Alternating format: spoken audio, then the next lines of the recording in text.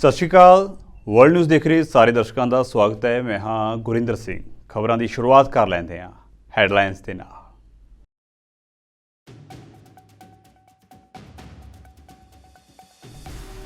Australia ਦੇ ਪ੍ਰਧਾਨ ਮੰਤਰੀ ਐਂਥਨੀ ਅਲਬਾਨੀਜ਼ ਨੇ ਚੀਨੀ ਆਸਟ੍ਰੇਲੀਆਈ ਜੰਗੀ ਬੇੜੇ ਵਾਲੇ ਮੁਕਾਬਲੇ ਦੀ ਕੀਤੀ ਆਲੋਚਨਾ। ਇਸ ਦੌਰਾਨ ਆਸਟ੍ਰੇਲੀਆਈ ਗੋਤਾਖੋਰ ਹੋਇਆ ਜ਼ਖਮੀ।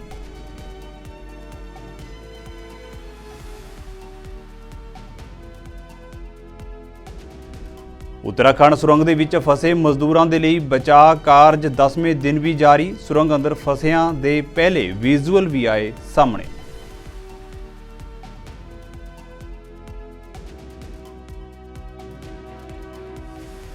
ਲੰਡਨ ਕ੍ਰਿਸਮਸ 2023 ਦੇ ਲਈ ਪੂਰੀ ਤਰ੍ਹਾਂ ਤਿਆਰ। ਵੰਨ-ਸਵੰਨੀਆਂ ਲਾਈਟਾਂ ਦੇ ਨਾਲ ਸਜੀਆਂ ਲੰਡਨ ਸਟਰੀਟਸ ਹੁਮ-ਹੁਮਾ ਕੇ ਪਹੁੰਚ ਰਹੇ ਨੇ ਸੈਲਾਨੀ।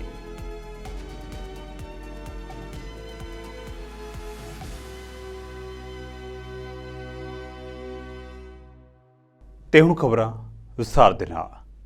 ਆਸਟ੍ਰੇਲੀਆ ਦੇ ਪ੍ਰਧਾਨ ਮੰਤਰੀ ਐਂਥਨੀ ਅਲਬਾਨੀਜ਼ ਨੇ ਚੀਨੀ ਅਤੇ ਆਸਟ੍ਰੇਲੀਆਈ ਜੰਗੀ ਬੇੜੇ ਵਿਚਾਲੇ ਹੋਏ ਖਤਰਨਾਕ ਮੁਕਾਬਲੇ ਨੂੰ ਲੈ ਕੇ ਚੀਨ ਦੀ ਆਲੋਚਨਾ ਕੀਤੀ ਹੈ। ਹਾਲਾਂਕਿ ਉਹਨਾਂ ਨੇ ਇਹ ਨਹੀਂ ਦੱਸਿਆ ਕਿ ਉਹਨਾਂ ਨੇ ਚੀਨ ਦੇ ਰਾਸ਼ਟਰਪਤੀ ਸ਼ੀ ਜਿਨਪਿੰਗ ਦੇ ਨਾਲ ਹਾਲ ਹੀ ਦੇ ਵਿੱਚ ਗੱਲਬਾਤ ਦੌਰਾਨ ਇਹ ਮੁੱਦਾ ਚੁੱਕਿਆ ਹੈ ਜਾਂ ਨਹੀਂ। ਅਲਬਾਨੀਜ਼ ਨੇ ਕਿਹਾ ਹੈ ਕਿ ਇੱਕ ਆਸਟ੍ਰੇਲੀਆਈ ਗੋਤਾਖੋਰ ਇਸ ਖਤਰਨਾਕ ਮੁਕਾਬਲੇ ਦੇ ਵਿੱਚ ਜ਼ਖਮੀ ਹੋ ਗਿਆ ਸੀ।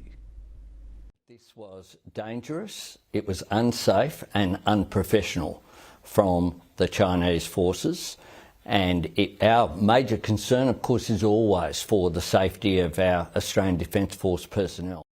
I don't talk about private meetings on the sidelines, discussions I have with any world leader. We raised these issues in the appropriate way.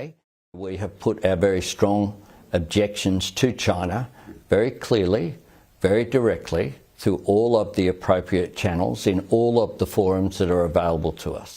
Remember this, Kieran, this was a decision overturning 20 years of law, that this law was written by the former coalition government way back in 2004. Peter Dutton was the minister for 6 years in charge of this particular area. Did he have legislation ready? We await the decision of the High Court where the reasons haven't been published yet. So that will have implications as well. But we are doing all that we need to do, everything within our power to keep people safe. That's our first, second and third priority. Joel Phillips, Sky News, Canberra. Bharat ਦੇ ਵਿਦੇਸ਼ ਮੰਤਰੀ doctor S Jaishankar ਨੇ ਰੱਖਿਆ ਮੰਤਰੀ ਰਾਜਨਾਥ ਸਿੰਘ ਅਤੇ ਉਹਨਾਂ ਦੇ ਆਸਟ੍ਰੇਲੀਆਈ ਹਮਰੁਤਬਾ ਦੇ ਨਾਲ ਨਵੀਂ ਦਿੱਲੀ ਵਿਖੇ ਭਾਰਤ ਆਸਟ੍ਰੇਲੀਆ 2+2 ਮੰਤਰੀ ਪੱਧਰੀ ਵਾਰਤਾਲਾਪ ਦੇ ਵਿੱਚ ਸ਼ਿਰਕਤ ਕੀਤੀ ਹੈ। ਸੰਵਾਦ ਨੂੰ ਸੰਬੋਧਨ ਕਰਦੇ ਹੋਏ ਵਿਦੇਸ਼ ਮੰਤਰੀ ਐਸ ਜੈਸ਼ੰਕਰ ਨੇ ਕਿਹਾ ਹੈ ਕਿ ਕੁਆਡ ਫਾਰਮੈਟ ਦੇ ਵਿੱਚ ਸਾਂਝੇਦਾਰੀ ਭਾਰਤ ਪ੍ਰਸ਼ਾਂਤ ਖੇਤਰ ਅਤੇ ਭਾਰਤ ਆਸਟ੍ਰੇਲੀਆ ਦੁਵੱਲੇ ਸਬੰਧਾਂ ਦੇ ਲਈ ਬਹੁਤ ਲਾਹੇਵੰਦ ਰਹੀ ਹੈ। Second, this has happened at a time when there is increasing uncertainty in the world. We are seeing sharper polarization, deeper stresses, and today, while it is important to ensure that the routine is there for the region to feel safer, so we have to build and we have to act for stability on a daily basis. Third, we do face exceptional challenges, some regional, some global.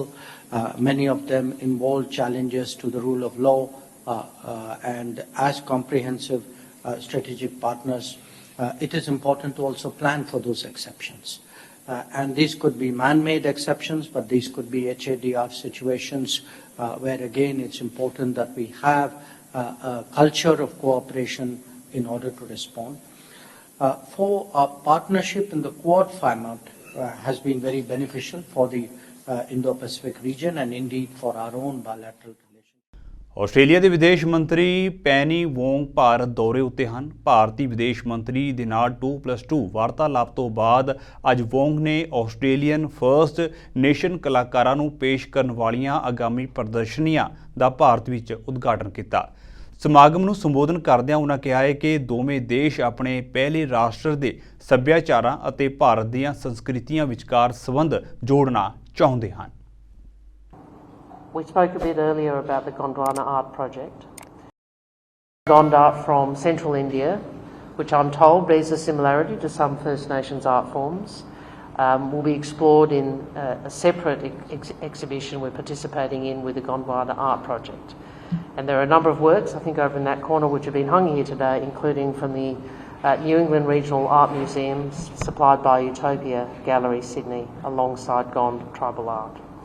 And there's also work from Sarita King, I think these ones and these ones. Now, Sarita actually was born in my hometown, so too was Travis Head. But she now lives in Darwin. She's an extraordinary contemporary First Nations artist.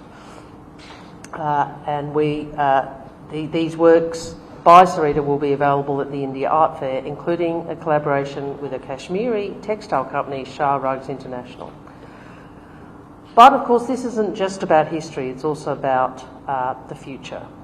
And I was really pleased to announce this morning and to again speak to you about the entry into force of a really important agreement between India and Australia, which is the Audiovisual Co-Production Agreement, which will encourage collaboration and creative exchange, I hope, leading to more India-Australia co-productions showcasing the best of both cultures, both landscapes and both our peoples. Now, India is a global powerhouse in film, so it's pretty exciting to imagine what we can produce together. Bollywood in Brisbane, Melbourne in Mumbai, or something similar. Bharat ਦੇ ਉੱਤਰਾਖੰਡ ਦੇ ਵਿੱਚ ਸੁਰੰਗ ਅੰਦਰ ਫਸੇ ਮਜ਼ਦੂਰਾਂ ਨੂੰ ਕੱਢਣ ਦੇ ਲਈ ਬਚਾਅ ਕਾਰਜ ਪੂਰੇ ਜ਼ੋਰਾਂ ਉੱਤੇ ਚੱਲ ਰਹੇ ਨੇ। ਫਸੇ ਹੋਏ ਮਜ਼ਦੂਰਾਂ ਦੇ ਪਹਿਲੇ ਵਿਜ਼ੂਅਲ ਸਾਹਮਣੇ ਆਏ ਨੇ। ਇਹ ਦ੍ਰਿਸ਼ ਸਾਹਮਣੇ ਆਉਣ ਤੋਂ ਬਾਅਦ ਫਸੇ ਮਜ਼ਦੂਰਾਂ ਦੇ ਪਰਿਵਾਰਕ ਮੈਂਬਰਾਂ ਨੂੰ ਉਮੀਦ ਦੀ ਕਿਰਨ ਜਾਗੀ ਹੈ। ਪਿਛਲੇ 10 ਦਿਨਾਂ ਤੋਂ 41 ਮਜ਼ਦੂਰ ਸੁਰੰਗ ਦੇ ਅੰਦਰ ਫਸੇ ਹੋਏ ਨੇ। 6 ਇੰਚ ਦੀ ਪਾਈਪਲਾਈਨ ਰਾਹੀਂ ਫਸੇ ਲੋਕਾਂ ਨੂੰ ਗਰਮ ਭੋਜਨ ਪਰੋਸਿਆ ਜਾ ਰਿਹਾ ਹੈ। ਬਚਾਅ ਕਾਰਜਾਂ ਨੂੰ तेज़ ਕਰਨ ਦੇ ਲਈ ਵਰਟੀਕਲ ਡ੍ਰਿਲਿੰਗ ਮਸ਼ੀਨਾਂ ਮੌਕੇ ਉੱਤੇ ਪਹੁੰਚ ਗਈਆਂ ਨੇ। ਅੰਤਰਰਾਸ਼ਟਰੀ ਸੁਰੰਗ ਮਾਹਿਰ ਮੌਕੇ ਉੱਤੇ ਮੌਜੂਦ ਸਨ ਅਤੇ ਉਹਨਾਂ ਨੇ ਫਸੇ ਵਿਅਕਤੀਆਂ ਦੀ ਸੁਰੱਖਿਆ ਦਾ ਭਰੋਸਾ ਦਿੱਤਾ है। हाँ, उम्मीद जगी है। आप लोग बोल रहे हैं तो उम्मीद जगी है, लेकिन फिर अभी बात करोगे तो सब तसल्ली होगी। बातचीत हमारी डायरेक्ट नहीं हुई, निकले हम देखा है कि यहाँ खाना पहुँच रहा है। आप लोग जा रहे हो बातचीत करने? बातचीत अभी करने जाते थे सर जी, तो इसलिए कहा 10 बजे के बाद आओ, हम बात करा देंगे, तब तक खाना चल रहा है। इससे पहले गरम खाना नहीं गया था, तो आज पहली बार आज गरम खाना जा रहा है, तो उसको भेजने के लिए तैयारी कर रहे हैं। खाना में क्या क्या भेज रहे हैं आप लोग? अभी तो खिचड़ी की भेज रहे हैं और ये दाल फाल हो गया, जितना जो भी हो सके उसके पहले फ्रूट भेजा जाएगा। और मेडिकल टीम जाके शायद ये किया गया, हमको तो पता नहीं है, लेकिन मेडिकल डिपार्टमेंट में, लेकिन हमको जो रिकमेंड किया गया है वही हम भेज रहे हैं। एक दीपक कुमार करके एक हमारे भाई अंदर फंसे हुए हैं, उनके मामा जी हमारे साथ थे। जैसे ही ये ब्रेक थ्रू मिला, हमने उनको लाइव बात कराई है और उनने आके फिर मैंने बोला कि आप मुझे बताइएगा क्या आपने देखा है, क्या बात किया है। तो उन्होंने बोला कि उन्होंने बताया मुझे कि वो बहुत सुरक्षित है, सब सही है और अंदर में उनके खुशी का माहौल है कि हमें ये ब्रेक थ्रू मिल चुका है। एक ऑल्टरनेट अगर हमको लाइफलाइन मिल जाती है तो now we don't have this doubt कि अब हम नहीं कर पाएंगे। पहले ये डाउट था कि अगर पहले वाला लाइफलाइन अगर बंद हो गई तो क्या होगा, क्योंकि साइमल्टेनियसली आपको बताया स्टेटा इतना लूज है कि हो सकता है कि ये पहली लाइफलाइन बंद भी हो सकती है। तो हमने अब स्टैब्लिश कर लिया। सेकंड, सबसे पहले खाना भेजेंगे, उनसे वहां से और क्लियर बात भी हो सकेगी। मोबाइल्स भेज देंगे, चार्जर्स भेज देंगे, है ना। और मैं कोशिश कर रहा हूँ, मेरे दोस्त है लखनऊ में, उनके पास कोई डिवाइस है जो कि फोकस्ड कोई बीम भेज करके अंदर वाईफाई चालू कर सकते हैं, ऐसा कुछ बोल रहे हैं। वो आएंगे, यहाँ ट्रायल्स करेंगे हम और उसको फिर उसको एक्टिवेट करेंगे। जी डीआरडीओ का रोबोट भी अंदर काम कर रहा है। डीआरडीओ का रोबोट अंदर गया हुआ है ढूंढने के लिए कि ऊपर से कहीं और कोई एक्सेस है जहां से कुछ और ऑप्शंस को हम एक्सप्लोर कर सकते। ਪਹਿਲਾਂ ਹੀ ਮਹਿੰਗਾਈ ਦੀ ਮਾਰ ਚੱਲ ਰਹੇ ਪਾਕਿਸਤਾਨ ਦੇ ਲੋਕਾਂ ਨੂੰ ਇੱਕ ਹੋਰ ਵੱਡਾ ਝਟਕਾ ਲੱਗ ਸਕਦਾ ਹੈ। ਆਉਣ ਵਾਲੇ ਦਿਨਾਂ ਦੇ ਵਿੱਚ ਪਾਕਿਸਤਾਨ ਦੇ ਅੰਦਰ ਬਿਜਲੀ ਦੀਆਂ ਕੀਮਤਾਂ ਵਿੱਚ 3.53 ਪਾਕਿਸਤਾਨੀ ਰੁਪਏ ਪ੍ਰਤੀ ਯੂਨਿਟ ਦਾ ਵਾਧਾ ਹੋ ਸਕਦਾ ਹੈ। ਪਾਕਿਸਤਾਨੀ ਮੀਡੀਆ ਦੇ ਮੁਤਾਬਕ ਨੇਪਰਾ ਇਸ ਪਟੀਸ਼ਨ ਉੱਤੇ 29 ਨਵੰਬਰ ਨੂੰ ਸੁਣਵਾਈ ਕਰੇਗਾ। ਬਿਜਲੀ ਦਰਾਂ ਦੇ ਵਿੱਚ ਵਾਧਾ ਅਕਤੂਬਰ ਮਹੀਨੇ ਲਈ ਮਹੀਨਾ यानी कि मासिक फ्यूल एडजस्टमेंट के हिस्से वजों किया गया है। जेकर नेपरा बिजली दियां कीमतां वधाउण दी मंजूरी दिंदा है तो बिजली खपतकारां उत्ते 40 अरब रुपए का वाधू बोझ पवेगा। ਇਸ ਤੋਂ ਪਹਿਲਾਂ ਊਰਜਾ ਬਾਰੇ ਕੈਬਨਿਟ ਕਮੇਟੀ ਦੀ ਮੀਟਿੰਗ ਦੇ ਵਿੱਚ ਕਿਹਾ ਗਿਆ ਸੀ ਕਿ ਗ੍ਰੇਡ 17 ਤੋਂ 21 ਤੱਕ ਦੇ ਬਿਜਲੀ ਵਿਭਾਗ ਦੇ ਅਧਿਕਾਰੀਆਂ ਨੂੰ ਮੁਫਤ ਬਿਜਲੀ ਦੇ ਬਦਲੇ ਉਪਯੋਗਤਾ ਭੱਤਾ ਮਿਲੇਗਾ। ਹਾਲਾਂਕਿ water and power development authority ਕਰਮਚਾਰੀ ਯੂਨੀਅਨ ਨੇ ਮੁਫਤ ਬਿਜਲੀ ਦੀ ਸਹੂਲਤ ਨੂੰ ਬਰਕਰਾਰ ਰੱਖਣ ਲਈ ਲਾਹੌਰ ਦੇ ਵਿੱਚ ਵਿਰੋਧ ਪ੍ਰਦਰਸ਼ਨ ਕੀਤਾ ਸੀ। ਇਹ ਪ੍ਰਦਰਸ਼ਨ ਇਸ ਖਬਰ ਤੋਂ ਬਾਅਦ ਆਯੋਜਿਤ ਕੀਤਾ ਗਿਆ ਸੀ ਕਿ ਪਾਕਿਸਤਾਨ ਦੀ ਦੇਖਭਾਲ ਕਰਨ ਵਾਲੀ ਸਰਕਾਰ ਵਪਡਾ ਕਰਮਚਾਰੀਆਂ ਲਈ ਮੁਫਤ ਬਿਜਲੀ ਦੀ ਸਹੂਲਤ ਖਤਮ ਕਰਨ ਉਤੇ ਵਿਚਾਰ ਕਰ ਰਹੀ ਹੈ। ਯੂਨੀਅਨ ਪ੍ਰਧਾਨ ਨੇ ਮੁਲਾਜ਼ਮਾਂ ਤੋਂ ਮੁਫਤ ਬਿਜਲੀ ਦੀ ਸਹੂਲਤ ਵਾਪਸ ਲੈਣ ਦੀ ਸੂਰਤ ਵਿੱਚ ਸਰਕਾਰ ਖਿਲਾਫ ਸਖਤ ਪ੍ਰਤੀਕਿਰਿਆ ਦੀ ਧਮਕੀ ਵੀ ਦਿੱਤੀ ਹੈ।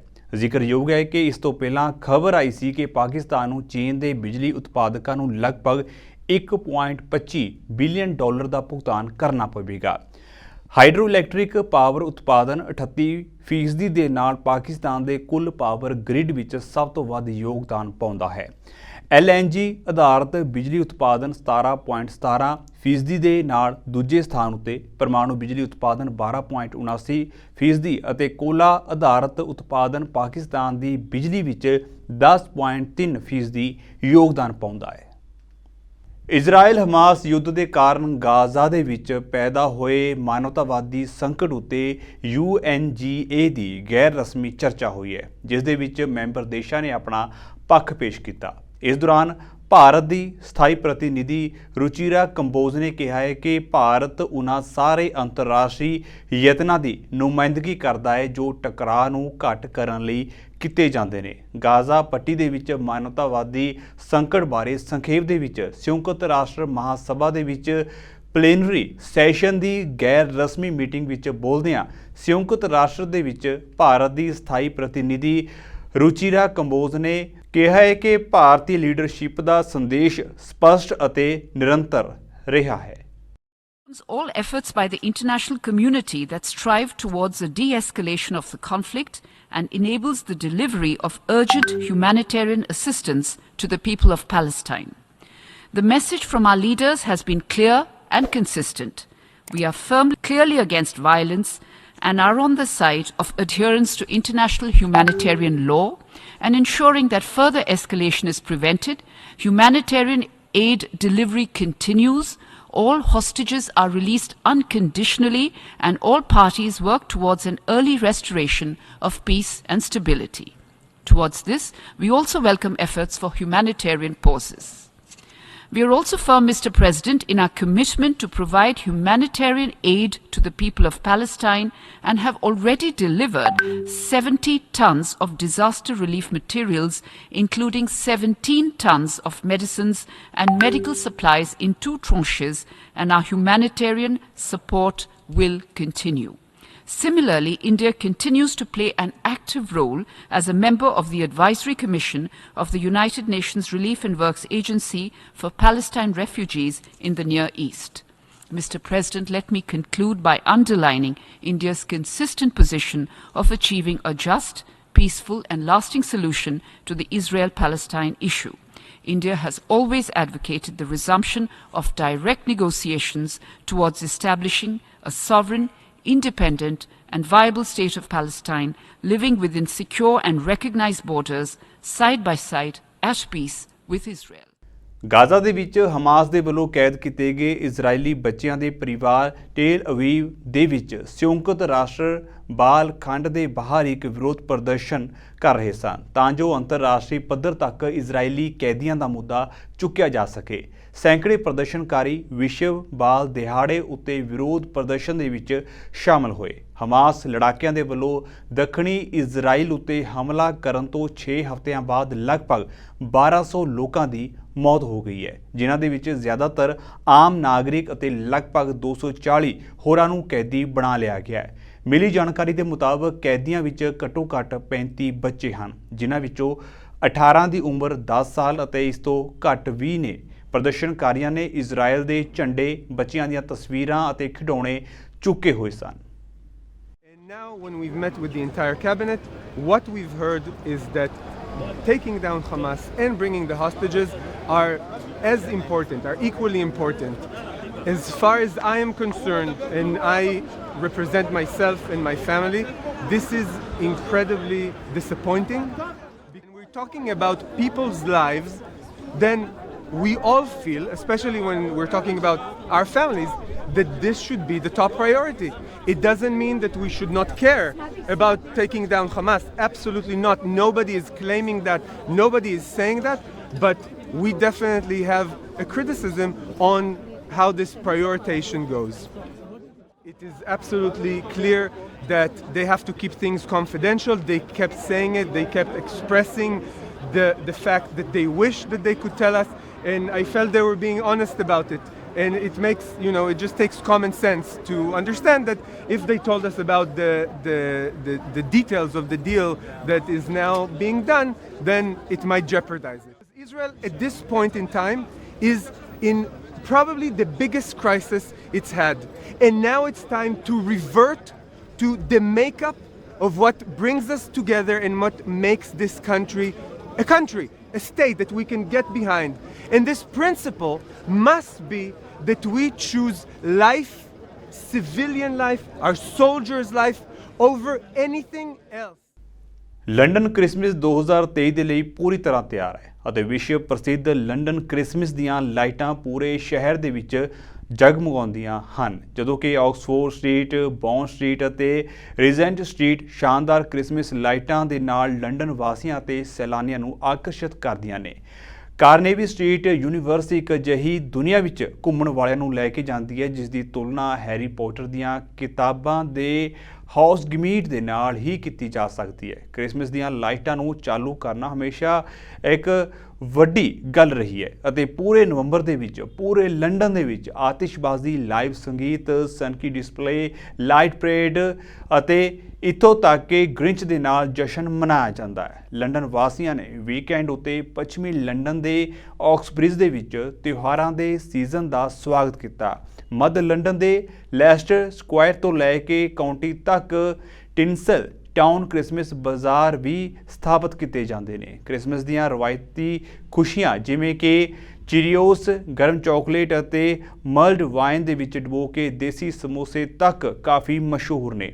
ਇਸ ਸੀਜ਼ਨ ਦੇ ਵਿੱਚ ਲੰਡਨ ਕ੍ਰਿਸਮਸ ਲਾਈਟਾਂ ਦਾ ਆਨੰਦ ਲੈਣ ਲਈ ਹਜ਼ਾਰਾਂ ਲੋਕ ਪਹੁੰਚਦੇ ਨੇ। ਆਕਸਫੋਰਡ ਸਟਰੀਟ, ਕੋਵੈਂਟ ਗਾਰਡਨ, ਕਾਰਨਾਵੀ ਸਟਰੀਟ ਅਤੇ ਹੋਰ ਵੀ ਕਾਫੀ ਥਾਵਾਂ ਮਸ਼ਹੂਰ ਨੇ ਜੋ ਕਿ ਵੱਡੀ ਗਿਣਤੀ ਵਿੱਚ ਸੈਲਾਨੀਆਂ ਨੂੰ ਆਕਰਸ਼ਿਤ ਕਰਦੀਆਂ ਹਨ। ਯਮਨ ਦੇ ਹੂਤੀ ਬਾਗੀਆਂ ਨੇ ਇਜ਼ਰਾਈਲ ਦੇ ਨਾਲ ਸੰਬੰਧਿਤ ਅਤੇ ਲਾਲ ਸਾਗਰ ਦੇ ਵਿੱਚ ਭਾਰਤ ਜਾ ਰਹੇ ਇੱਕ ਮਾਲਵਾਹਕ ਜਹਾਜ਼ ਨੂੰ ਕਬਜ਼ੇ ਵਿੱਚ ਲੈ ਲਿਆ ਅਤੇ ਜਹਾਜ਼ ਉਤੇ ਸਵਾਰ ਚਾਲਕ ਦਲ ਦੇ 25 ਮੈਂਬਰਾਂ ਨੂੰ ਕੈਦ ਕਰ ਲਿਆ। ਅਧਿਕਾਰੀਆਂ ਨੇ ਕਿਹਾ ਹੈ ਕਿ ਇਸ ਘਟਨਾ ਦੇ ਨਾਲ ਇਜ਼ਰਾਈਲ ਹਮਾਸ ਜੰਗ ਨੂੰ ਲੈ ਕੇ ਖੇਤਰੀ ਤਣਾਅ ਹੋਰ ਵਧਣ ਦਾ ਖਦਸ਼ਾ ਹੈ ਅਤੇ ਇਸ ਦੇ ਨਾਲ ਸਮੁੰਦਰੀ ਮੋਰਚੇ ਉੱਤੇ ਵੀ ਜੰਗ ਸ਼ੁਰੂ ਹੋ ਸਕਦੀ ਹੈ।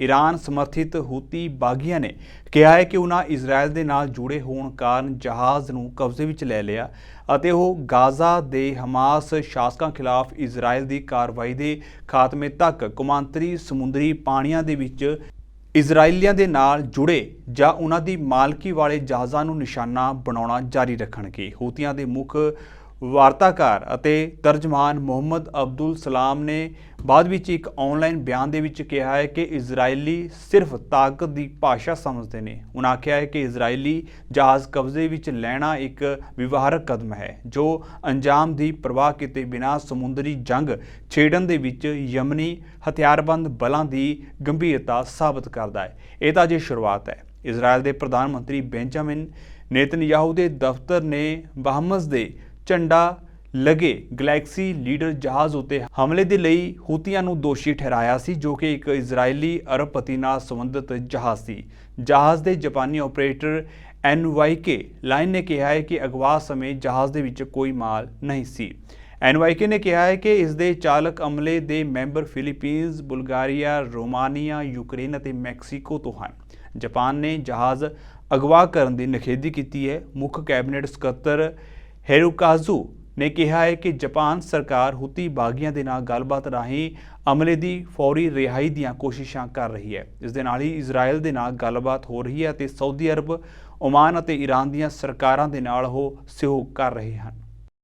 ਮਹਿੰਗਾਈ ਅਤੇ ਪਿਛਲੀਆਂ ਛੁੱਟੀਆਂ ਦੀਆਂ ਯਾਤਰਾਵਾਂ ਦੇ ਬਾਵਜੂਦ ਵੀ ਥੈਂਕਸਗਿਵਿੰਗ ਬ੍ਰੇਕ ਉਤੇ ਲੱਖਾਂ ਲੋਕਾਂ ਦੇ ਰਿਕਾਰਡ ਗਿਣਤੀ ਵਿੱਚ ਹਵਾਈ ਅੱਡਿਆਂ ਅਤੇ ਹਵਾਈ ਸਫ਼ਰ ਦੇ ਵਿੱਚ ਸ਼ਾਮਲ ਹੋਣ ਦੀ ਉਮੀਦ ਹੈ। ਹਵਾਈ ਯਾਤਰਾ ਲਈ ਸਭ ਤੋਂ ਰੁੱਝੇ ਦਿਨ ਮੰਗਲਵਾਰ ਅਤੇ ਬੁੱਧਵਾਰ ਦੇ ਨਾਲ ਥੈਂਕਸਗਿਵਿੰਗ ਤੋਂ ਬਾਅਦ ਐਤਵਾਰ ਨੂੰ ਵੀ ਵੱਡੀ ਗਿਣਤੀ ਵਿੱਚ ਲੋਕ ਯਾਤਰਾ ਕਰਨਗੇ। ਆਵਾਜਾਈ ਸੁਰੱਖਿਆ ਪ੍ਰਸ਼ਾਸਨ ਮੰਗਲਵਾਰ ਨੂੰ 2.6 ਮਿਲੀਅਨ ਯਾਤਰੀਆਂ ਅਤੇ ਬੁੱਧਵਾਰ ਨੂੰ 2.7 ਮਿਲੀਅਨ ਯਾਤਰੀਆਂ ਦੀ ਜਾਂਚ ਕਰਨ ਦੀ ਉਮੀਦ ਜਤਾ ਰਿਹਾ ਹੈ। ਐਤਵਾਰ ਨੂੰ ਅੰਦਾਜ਼ਨ 2.9 ਮਿਲੀਅਨ ਯਾਤਰੀਆਂ ਦੇ ਨਾਲ ਸਭ ਤੋਂ ਵੱਡੀ ਭੀੜ ਖਿੱਚੀ ਜਾਵੇਗੀ, ਜੋ ਕਿ 30 ਜੂਨ ਨੂੰ ਸਥਾਪਿਤ ਕੀਤੇ ਗਏ ਰਿਕਾਰਡ ਨੂੰ ਥੋੜਾ ਜਿਹਾ ਗ੍ਰਹਿਣ ਕਰੇਗੀ।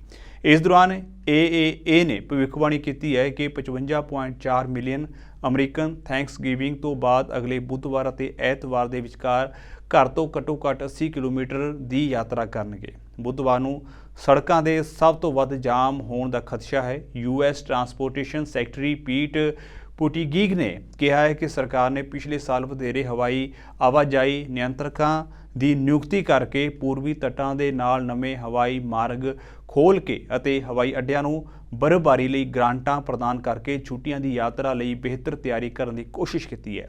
ਨਾਲ ਹੀ ਉਸਨੇ ਯਾਤਰੀਆਂ ਨੂੰ ਚੇਤਾਵਨੀ ਦਿੱਤੀ ਹੈ ਕਿ ਉਹ ਘਰ ਛੱਡਣ ਤੋਂ ਪਹਿਲਾਂ ਸੜਕ ਦੀ ਸਥਿਤੀ ਅਤੇ ਉਡਾਣ ਦੇ ਸਮੇਂ ਦੀ ਜਾਂਚ ਕਰਨ। ਪਿਛਲੇ ਸਾਲ ਇਸ ਵਾਰ ਦੇ ਮੁਕਾਬਲੇ ਗੈਸੋਲੀਨ ਦੀਆਂ ਕੀਮਤਾਂ ਲਗਭਗ 45 ਸੈਂਟ ਪ੍ਰਤੀ ਗੈਲਨ ਘੱਟ ਹਨ।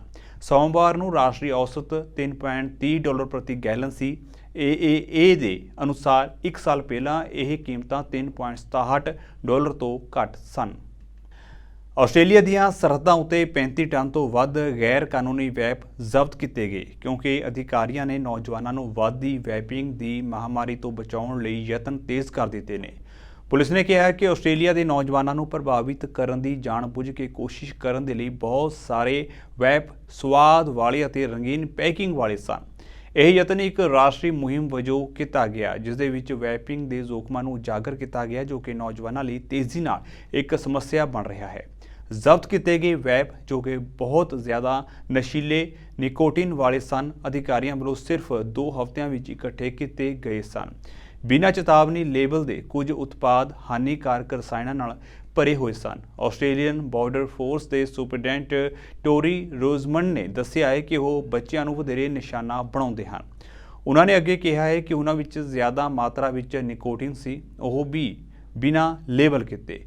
ਪੂਰੇ ਅਕਤੂਬਰ ਦੌਰਾਨ ਅਧਿਕਾਰੀਆਂ ਨੇ ਏਅਰ ਕਾਰਗੋ ਅਤੇ ਅੰਤਰਰਾਸ਼ਟਰੀ ਡਾਕ ਰਾਹੀਂ ਆਸਟ੍ਰੇਲੀਆ ਦੇ ਵਿੱਚ ਆਯਾਤ ਕੀਤੇ ਗਏ ਲੱਖਾਂ ਗੈਰ ਕਾਨੂੰਨੀ ਵੈਪਾਂ ਦਾ ਪਰਦਾਫਾਸ਼ ਕੀਤਾ। ਲਗਭਗ 92% ਵੈਪਾਂ ਦੇ ਵਿੱਚ ਨਿਕੋਟਿਨ ਪਾਇਆ ਗਿਆ ਸੀ। ਰਾਇਲ ਚਿਲਡਰਨ ਹਸਪਤਾਲ ਤੋਂ ਡਾਕਟਰ ਐਂਥੀਆ ਰੋਡਸ ਨੇ ਦੱਸਿਆ ਹੈ ਕਿ ਮੈਨੂੰ ਲੱਗਦਾ ਹੈ ਕਿ ਸਾਡੇ ਬੱਚਿਆਂ ਅਤੇ ਨੌਜਵਾਨਾਂ ਨੂੰ ਸੱਚ ਦੇ ਬਦਲੇ ਝੂਠ ਦੱਸਿਆ ਜਾ ਰਿਹਾ ਹੈ। ਨੌਜਵਾਨਾਂ ਨੂੰ ਇਹ ਵਿਸ਼ਵਾਸ ਦਿਵਾਇਆ ਗਿਆ ਹੈ ਕਿ ਇਹ ਉਤਪਾਦ ਨੁਕਸਾਨਦੇਹ ਨਹੀਂ ਹਨ। ਉਸਨੇ ਕਿਹਾ ਹੈ ਕਿ ਬੱਚਿਆਂ ਅਤੇ ਨੌਜਵਾਨਾਂ ਦੇ ਹਸਪਤਾਲ ਦੇ ਵਿੱਚ ਵੈਪਿੰਗ ਦੇ ਨਾਲ ਸੰਬੰਧਿਤ ਲੱਛਣਾਂ ਦੇ ਨਾਲ ਆਉਣ ਦੇ ਵਧੇਰੇ ਮਾਮਲੇ ਸਨ। ਸਰਕਾਰ ਸਾਰੇ ਵੈਪਿੰਗ ਉਤਪਾਦਾਂ ਦੇ ਲਈ ਮਜ਼ਬੂਤ ਨਿਯਮ ਬਣਾਉਣ ਅਤੇ ਉਹਨਾਂ ਨੂੰ ਲਾਗੂ ਕਰਨ ਦਾ ਪ੍ਰਸਤਾਵ ਬਣਾ ਰਹੀ ਹੈ, ਜਿਸ ਦੇ ਵਿੱਚ ਉਹਨਾਂ ਨੇ ਆਯਾਤ ਸਮੱਗਰੀ ਅਤੇ ਪੈਕਿੰਗਸ ਉਤੇ ਨਵੇਂ ਨਿਯੰਤਰਣ ਸ਼ਾਮਲ ਹਨ। ਇਹ ਡਿਸਪੋਜ਼ੇਬਲ ਵੈਪ ਦੇ ਆਯਾਤ ਉਤੇ ਪਾਬੰਦੀ ਲਗਾਉਣ ਦੇ ਲਈ ਕਾਨੂੰਨ ਪੇਸ਼ ਕਰੇਗਾ। ਭਾਵ ਅਗਲੇ ਸਾਲ ਤੋਂ ਆਸਟ੍ਰੇਲੀਆ ਦੇ ਵਿੱਚ ਈ-ਸਿਗਰਟ ਫਾਰਮਾਸਿਊਟੀਕਲ ਉਤਪਾਦ ਬਣ ਜਾਣਗੇ। ਨਵੇਂ ਨਿਯਮਾਂ ਦੇ ਤਹਿਤ ਵੈਪਿੰਗ ਉਤਪਾਦਾਂ ਦੇ ਆਯਾਤਕਾਂ ਨੂੰ TGA ਤੋਂ ਪਰਮਿਟ ਦੀ ਲੋੜ ਹੋਵੇਗੀ। ਜਾਂਦੇ ਇੱਕ ਵਾਰ ਫਿਰ ਤੋਂ ਨਜ਼ਰ ਮਾਰ ਲੈਂਦੇ ਹਾਂ ਹੈਡਲਾਈਨਸ ਉੱਤੇ।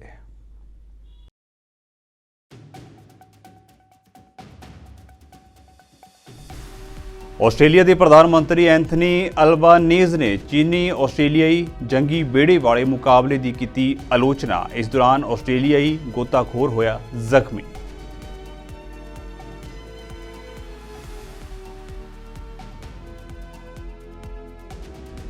ਉੱਤਰਾਖੰਡ ਸੁਰੰਗ ਦੇ ਵਿੱਚ ਫਸੇ ਮਜ਼ਦੂਰਾਂ ਦੇ ਲਈ ਬਚਾਅ ਕਾਰਜ 10ਵੇਂ ਦਿਨ ਵੀ ਜਾਰੀ। ਸੁਰੰਗ ਅੰਦਰ ਫਸਿਆਂ ਦੇ ਪਹਿਲੇ ਵਿਜ਼ੂਅਲ ਵੀ ਆਏ ਸਾਹਮਣੇ।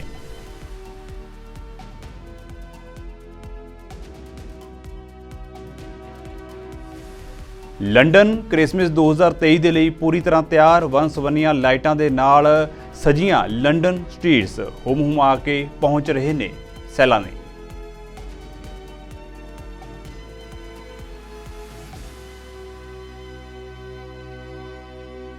ਸੋ ਫਿਲਹਾਲ ਦੇ ਲਈ ਵਰਲਡ ਨਿਊਜ਼ ਦੇ ਵਿੱਚ ਇੰਨਾ ਹੀ ਤੇ ਹੁਣ ਮੈਨੂੰ ਇਜਾਜ਼ਤ ਦਿਓ। ਧੰਨਵਾਦ।